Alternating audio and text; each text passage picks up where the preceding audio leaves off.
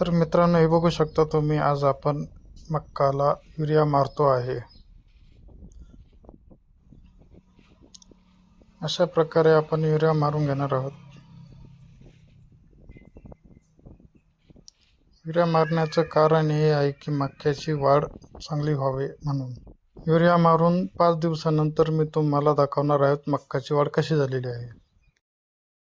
नमस्कार मित्रांनो, स्वागत आहे तुमचं आपल्या एका नव्या व्हिडिओमध्ये.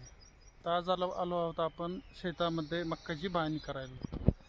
हे बघू शकता मित्रांनो, ही आपली मक्का आहे. या मक्काला पेरून आज पूर्ण 1 महिना झालेला आहे.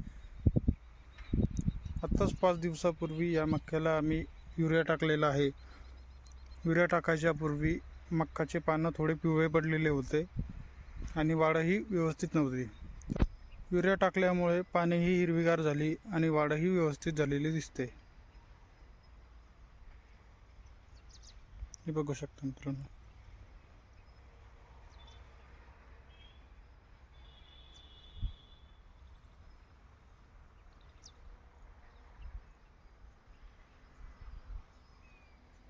आणि वातावरणही बघू शकता मित्रांनो, कसं पावसाचं झालेलं आहे.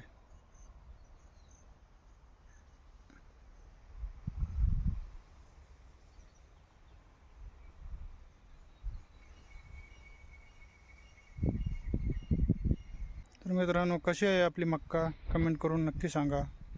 तुम्हाला आजचा व्हिडिओ आवडला असेल तर लाईक, शेअर, सबस्क्राईब करायला विसरू नका. चला भेटूया पुढच्या व्हिडिओमध्ये.